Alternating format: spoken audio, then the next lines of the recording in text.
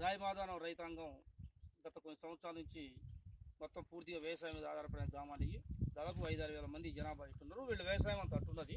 దానికి తోడు వీళ్ళు ఖమ్మం పోవాలన్నా, కొణిజర్ల పోవాలన్నా, ఏనుకూరు పోవాలన్నా అటు పోయి దాదాపు 5-6 కిలోమీటర్లు తిమ్మరావుపేట నుంచి పోవాల్సి వస్తుంది. ఇటు ఖమ్మం పోవాలన్నా కూడా ఇటు 5-6 కిలోమీటర్ల చుట్టూ తిరిగి రావాల్సి వస్తుంది. గత 15 సంవత్సరాల నుంచి ఈ బ్రిడ్జి దాదాపు 100 మీటర్ల బ్రిడ్జి వేస్తే వీళ్ళు వ్యవసాయం ప్రతిరోజు చిన్న పనికి కూడా 5-6 కిలోమీటర్లు అటు నుంచో ఇటు నుంచో నడవాల్సి వస్తుంది.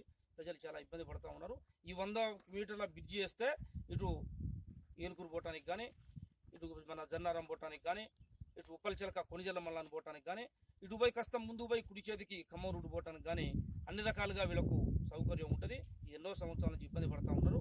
మరి పోయిన సంవత్సరం తుమ్మల నాగేశ్వరరావు ఈ జిల్లా మంత్రి, మరి దాని తోడు హరీష్ రావు కూడా వచ్చి మాట ఇచ్చిపోయారు. మరి మాట కూడా ఒట్టి మాటలు అయిపోయిన పరిస్థితి ఉన్నది. కాబట్టి తక్షణం 2 మంత్రులు వచ్చి సంవత్సరం అయింది, మరి ఇంతవరకు ఇక్కడ కార్యక్రమం జరిగిన పరిస్థితి లేదు.